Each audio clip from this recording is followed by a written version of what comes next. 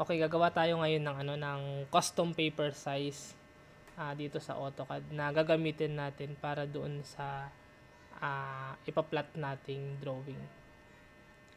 So paano nga ba gumawa ng custom paper size or mag-customize ng paper size? So halimbawa, punta tayo sa layout. Yung layout kasi, ito yung paper space na tinatawag. Meron tayong model space. Sa model space, dito natin ginagawa yung mga drawing natin. Itong mga layout naman, ito yung tinatawag natin na paper space, kung saan na tayo nagpa-plot ng mga drawings natin. So, halimbawa, gagamit tayo ng iba't ibang papel doon sa drawing natin. Kailangan natin i-customize para magkasya yung drawing natin doon sa papel. So, paano ba mag-customize? So, right-click nyo lang yung layout. Tapos, punta kayo sa page Setup Manager. Halimbawa, layout to yung i-edit natin. Modify.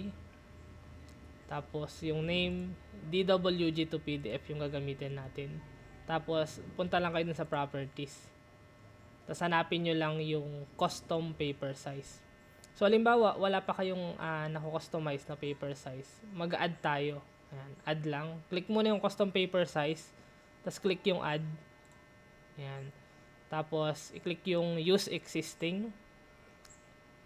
So, ang gagawin natin ngayon is A3 kasi doon tayo magpa-plot ng drawing natin. Click lang natin yung yung paper size name. I-click nyo lang. Tapos, hanapin nyo yung ISO A3. Ayan, kung wala pa kayong nagagawa. 420 by 297. Next. Next lang. Ito, i-zero natin lahat. Ayan, zero natin to. 0, 0, 0, 0. Ayan, para mawala yung borderline niya. Next. Tapos, sa paper size name, pangalanan ninyo ng pangalan na madali ninyong tandaan kung ano ba yung kinustomize niyo ng papel. Halimbawa, A3 paper size. Ayan. Ayan. A3 paper size, halimbawa yung papel na, or pangalan ng papel na ipapangalan natin. So, finish lang natin. Ayan. So, A3 paper size. So, click nyo lang A3 paper size, tapos click yung OK. Ayan. So, dito, kung papansin niyo hindi pa nagbago yung papel. So, magbabago lang yan kapag inedit na natin yung paper size. So, click nyo lang ito. Tapos, hanapin nyo yung ginawa ninyong papel. Yan. Halimbawa, A3 paper size. Click nyo lang A3. Tapos, click lang yung OK. Tapos, close. Ayan. So, itong papel ngayon natin, naka A3 na to. Halimbawa naman, A4 yung gagawin.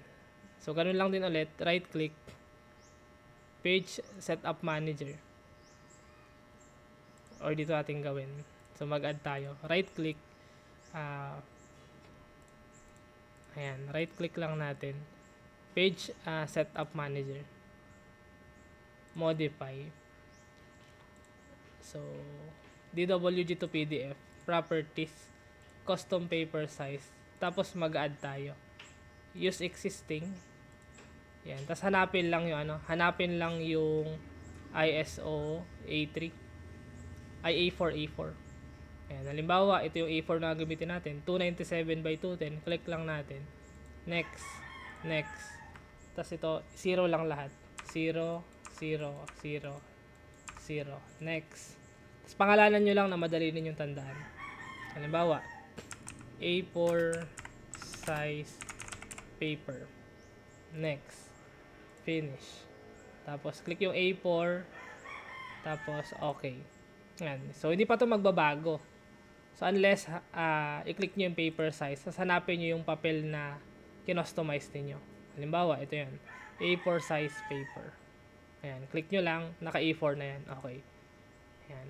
Kapag may ganito na kayo, every time na kailangan ninyo ng papel, since nakasave na siya kay AutoCAD, hahanapin nyo na lang yung ginawa ninyong papel. Halimbawa, A3 yung gagawin ninyo, hanapin nyo lang dun sa paper size yung ginawa ninyong A3, katulad nito, A3 na ito.